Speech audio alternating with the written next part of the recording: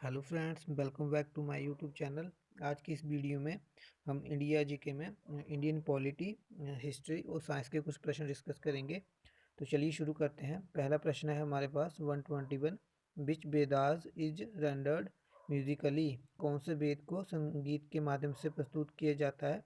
तो दोस्तों जो इसका राइट ऑप्शन है वह ऑप्शन बी सामवेद। सामवेद को संगीत के माध्यम से जो है वो प्रस्तुत किया जाता है। दोस्तों सामवेद को भारतीय संगीत का जनक कहा जाता है। इसमें जो है 1810 सूक्त हैं।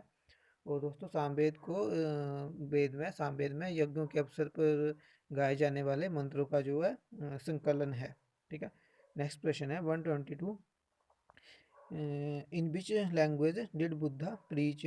बुद्ध ने कौन सी भाषा में उपदेश दिए? तो दोस्तों जो इसका राइट ऑप्शन है वो है ऑप्शन ए पाली।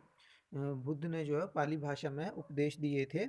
दोस्तों बौद्ध धर्म के बारे में थोड़ा डिटेल में डिस्कस कर लेते हैं। तो दोस्तों बौद्ध धर्म के संस्थापक जो हैं वो गौतम बुद्ध थे। इन्हें जो है एशिया का ज्योति पुंज, लाइट ऑफ एशिया कहा जाता है। और दोस्तों बुद्ध का जन्म जो है वो 1563 ईसा पूर्व कपिल वस्तु के लुम्बिनी नामक स्थान पर हुआ था। इनके पिता का नाम शुद्धोधन था और इनकी माता का नाम माया देवी था, जिनकी मृत्यु जो है इनके जन्म के 7 दिन के बाद जो हो गई थी। ठीक है। तो भगवान बुद्ध का पालन उनकी सौतेली माँ प्रजापति गौतमी ने किया था। और इनका बचपन बचपन का नाम जो था वो सिद्धार्थ था। सिद्धार्थ जब कपिल वस्तु की सैर पर निकले, दोस्तों उनकी जो यात्रा है वो उससे कुछ प्रश्न पूछे जाते हैं। तो सिद्धार्थ जब कपिल वस्तु की सैर पर निकले तो उन्होंने निम्न 4 दृश्यों को देखा था। तो उनमें था बूढ़ा व्यक्ति। सबसे पहले उन्होंने एक बूढ़े व्यक्ति को देखा था, फिर उन्होंने एक बीमार व्यक्ति को देखा था, फिर उन्होंने एक शव यात्रा देखी थी, और अंत में जो उन्होंने एक सन्यासी को देखा था। ठीक है। दोस्तों भगवान बुद्ध ने जो 29 वर्ष की अवस्था में जो गृह त्याग किया, जिसे कि बौद्ध धर्म में महाभिनिष्क्रमण कहा गया है। ठीक है। और दोस्तों बिना अन्न जल ग्रहण किए 6 वर्ष की कठिन तपस्या के बाद जो है 35 वर्ष की आयु में विशाख की पूर्णिमा की रात निरंजना यानी फाल्गु नदी के किनारे जो है पीपल वृक्ष के नीचे भगवान भगवान बुद्ध को जो है वो ज्ञान प्राप्त हुआ था। तो दोस्तों तभी से ये स्थान जो है वो बोध गया कहलाया था। ठीक है। दोस्तों बुद्ध ने अपना जो प्रथम उपदेश दिया था वो दिया था सारनाथ ऋषिपत्तनम में। ठीक है। जिसे बौद्ध ग्रंथों में जो है धर्म चक्र प्रवर्तन कहा गया है। ठीक है। दोस्तों बौद्ध धर्म ने जो भगवान बुद्ध ने जो सर्वाधिक उपदेश दिए थे वो कौशल देश की राजधानी श्रावस्ती में दिए थे। ठीक है। और बौद्ध धर्म के जो प्रमुख अनुयायी शासक थे उनमें बिंबिसार, प्रसेनजीत, उदयनी, अशोक ऐसे थे जो बौद्ध धर्म के अनुयायी थे। ठीक है। दोस्तों भगवान बुद्ध की जो मृत्यु है वो 80 वर्ष की अवस्था में 483 ईसा पूर्व में कुशीनारा, जो कि देवरिया उत्तर प्रदेश में पड़ता है, तो चुंद द्वारा अर्पित भोजन करने के बाद हो गई थी। ठीक है। जिसे कि जो बौद्ध धर्म में महापरिनिर्वाण कहा गया है। बौद्ध धर्म में तृष्णा को क्षीण हो जाने की अवस्था को ही बुद्ध ने जो है वो निर्वाण कहा है। ठीक है। दोस्तों बौद्ध धर्म की 4 सभाएं हुई थी, उनके बारे में थोड़ा पढ़ते हैं। दोस्तों जो बौद्ध धर्म की प्रथम संगीति जो सभा हुई थी वो हुई थी 483 ईसा पूर्व राजगृह राजगृह में हुई थी। उसके जो अध्यक्ष थे वो महाकाश्य थे। ठीक है। और उस टाइम के जो शासक थे वो थे अजात शत्रु। ठीक है। जो तिब्बती बौद्ध संगति जो है वो 383 ईसा पूर्व वैशाली में हुई थी सवाकामी की अध्यक्षता में। और उस टाइम के जो राजा थे वो थे काला अशोक। ठीक है। और जो तृतीय बौद्ध संगति हुई थी वो हुई थी 255 ईसा पूर्व पाटलिपुत्र में मोगलीपुत्र तिस की अध्यक्षता में। और उस टाइम के शासक थे वो थे सम्राट अशोक। ठीक है। और दोस्तों जो चतुर्थ और लास्ट बौद्ध संगति हुई थी वो हुई थी प्रथम शताब्दी में कुंडलबन में वसुमित्र और अश्व घोष की अध्यक्षता में। ठीक है। और ये हुई थी कनिष्क के शासन काल में। ठीक है। और दोस्तों जो चौथी बौद्ध संगति हुई थी उसके बाद जो बौद्ध धर्म है जो 2 भागों में बट गया था, एक हीनयान और दूसरा महायान। ठीक है। तो ये था थोड़ा सा बौद्ध धर्म के बारे में। नेक्स्ट क्वेश्चन है 123। The first Muslim ruler to formulate the theory of kingship similar to the theory of divine right of kings was? राजाओं के स्वतंत्र अधिकार सिद्धांत के समान राजाधिकार के सिद्धांत के सूत्र को प्रतिपादित करने वाला मुस्लिम शासक था? तो दोस्तों जो इसका राइट ऑप्शन है वो ऑप्शन डी बलबन। ठीक है, तो बलबन ने ऐसा किया था। दोस्तों बलबन जो है 1266 ईस्वी में गयासुद्दीन बलबन के नाम से दिल्ली की गद्दी पर बैठा था और ये जो है मंगोलों के आक्रमण से दिल्ली की रक्षा करने में सफल रहा था। बलबन के राज दरबार में बलबन ने जो है राज दरबार में सिजदा और पेबोस प्रथा की शुरुआत की थी और बलबन ने जो नवरोज त्योहार जो कि फारसी साल का पहला दिन होता है उसका प्रारंभ करवाया था। ठीक है, दोस्तों बलबन की लौह एवं रक्त की जो नीति है वो काफ़ी प्रसिद्ध थी।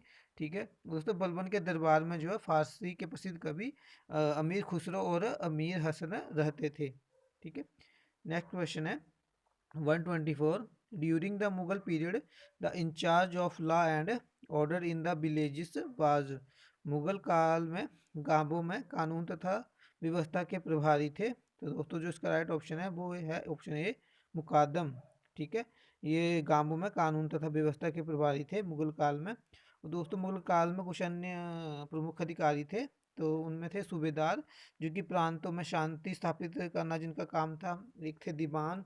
ठीक है, दीवान अधिकारी होते थे, उनका प्रांतीय राजसभा का वो प्रांतीय राजसभा होता था उसका प्रधान होते थे। ठीक है, बख्शी होते थे।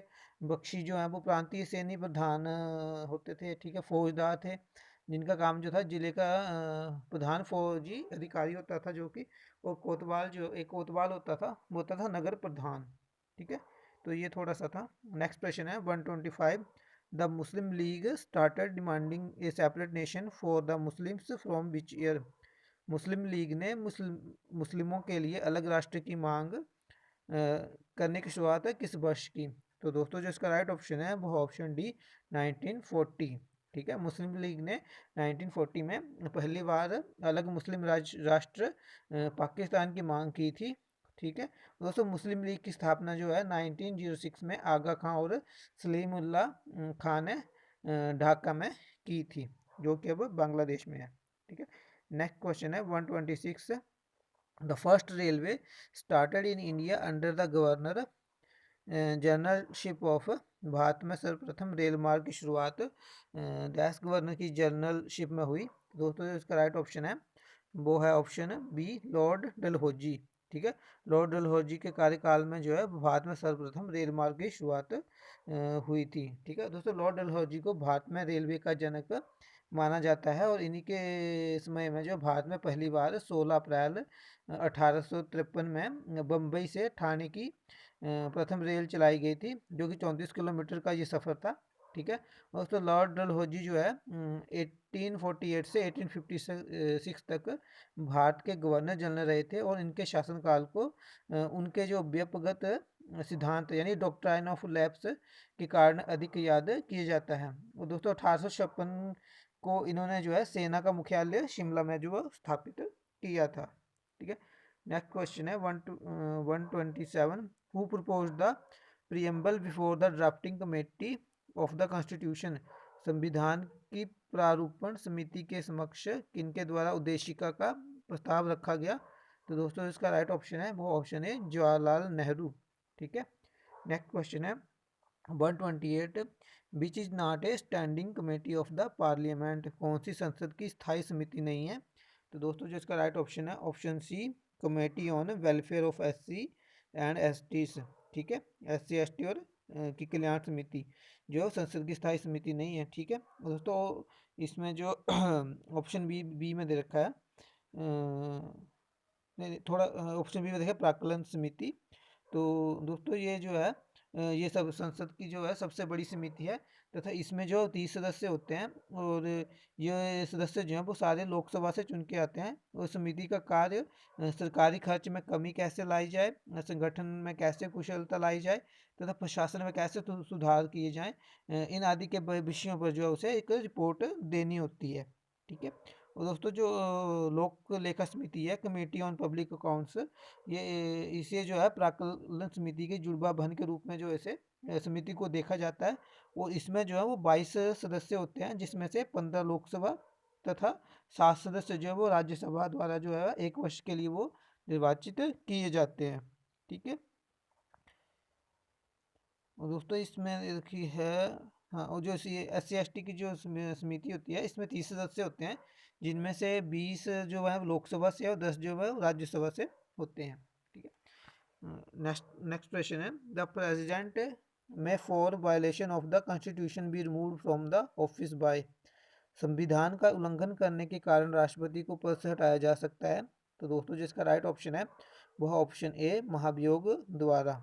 ठीक है। तो दोस्तों संविधान का जो अनुच्छेद 61 है उसके अनुसार जो है वो राष्ट्रपति को महाभियोग द्वारा केवल एक ही आधार है उनको हटाने का, जो कि अनुच्छेद 61 वन में जो है उल्लेखित है कि वो जब संविधान का अतिक्रमण यानी संविधान का जो है उल्लंघन करता है तब उसे अभियोग के द्वारा जो है हटाया जा सकता है। दोस्तों इसके लिए जो है वो किसी सदन या द्वारा जो है उन पर महाभियोग चलाया जा सकता है, परंतु इसके लिए जो आवश्यक है राष्ट्रपति को 14 दिन पहले लिखित सूचना दी जाए, जिस पर उस सदन के एक चौथाई सदस्यों के हस्ताक्षर हो। संसद के उस सदन जिसमें महाभियोग का प्रस्ताव पेश है उसके जो 2/3 सदस्यों द्वारा पारित कर देने पर प्रस्ताव जो है वो दूसरे सदन में जाएगा, तब दूसरा सदन राष्ट्रपति पर लगाए गए आरोपों की जांच करेगा। ठीक है। और दोस्तों जब ये जांच करने के पश्चात जब उसके जो दोष सिद्ध होंगे तो उसमें 2/3 जो है दूसरे सदन के वहां से वो बहुमत पास होना चाहिए। तो जब वो सारी प्रक्रिया हो जाती है और सिद्ध हो जाता है कि राष्ट्रपति ने जो है वो संविधान का जो है वो उल्लंघन किया है, तो उसके बाद जो है उसे तत्काल उसी टाइम से जो उसे राष्ट्रपति पद से हटाया जा सकता है। ठीक है। नेक्स्ट प्रश्न है 130, in our country which affects poverty line the most. हमारे देश में गरीबी रेखा पर सर्वाधिक प्रभाव कौन डालता है। तो दोस्तों जिसका राइट ऑप्शन है ऑप्शन सी प्रति व्यक्ति आय। ठीक है। नेक्स्ट क्वेश्चन है 131, which can be used for checking inflation temporarily. मुद्रास्फीति के अस्थायी नियंत्रण हेतु किसका उपयोग किया जा सकता है। तो दोस्तों जो इसका राइट ऑप्शन है 131 का वो है ऑप्शन बी मुद्रा पूर्ति में कमी। ठीक है। नेक्स्ट प्रश्न है 132, the organ in the body which accumulates iodine is. शरीर का वह अंग जो आयोडीन संचय करता है। तो दोस्तों जो इसका राइट ऑप्शन होगा वो है ऑप्शन सी थायराइड ग्रंथि। ठीक है, थायराइड ग्लैंड। नेक्स्ट क्वेश्चन है 133, द लिगामेंट्स ज्वाइन, स्नायु जोड़ते हैं। तो दोस्तों इसका राइट ऑप्शन है 133 का option B bone to bone, हड्डी से हड्डी को जो है ये लिगामेंट से वो जोड़ते हैं। नेक्स्ट क्वेश्चन है 134, which is used as a magnifying glass. वर्धक लेंस के तौर किसका उपयोग किया जाता है। तो दोस्तों इसका राइट ऑप्शन है ऑप्शन सी कन्वर्जिंग लेंस, अभिसरण लेंस। नेक्स्ट क्वेश्चन है 135, which gas is used as coolant in cold storages. शीत संग्रहणों में शीतलक के तौर पर कौन से गैस का उपयोग किया जाता है। तो दोस्तों इसका राइट ऑप्शन है ऑप्शन सी अमोनिया। ठीक है। नेक्स्ट क्वेश्चन है atmospheric pressure exerted on earth is due to. पृथ्वी पर संपादित वायुमंडलीय दाब इसके कारण है। तो दोस्तों इसका राइट ऑप्शन है वो option A gravitational pull of the earth, पृथ्वी के गुरुत्वाकर्षणीय आकर्षण के कारण। ठीक है, ए 137 का ए राइट ऑप्शन है। नेक्स्ट प्रश्न है, लास्ट प्रश्न है इस वीडियो का 138, the instrument used for recording earthquake wave is. भूकंप तरंगों के अभिलेखन हेतु उपयोग होने वाला यंत्र है। तो दोस्तों इसका राइट ऑप्शन है वो है ऑप्शन डी सिस्मोग्राफ। सिस्मोग्राफ जो है वो भूकंप तरंगों को रिकॉर्ड करने के लिए जो उसका वो उपयोग किया जाता है। तो दोस्तों ये थे कुछ प्रश्न आज की इस वीडियो में। मैं आशा करता हूँ कि आपको वीडियो अच्छी लगे। अगर आपको वीडियो अच्छी लगती है तो इसे लाइक करें, शेयर करें और मेरे चैनल को सब्सक्राइब करें। नेक्स्ट वीडियो में मिलेंगे। तब तक के लिए गुड बाय, जय हिंद, जय भारत, जय हिमाचल।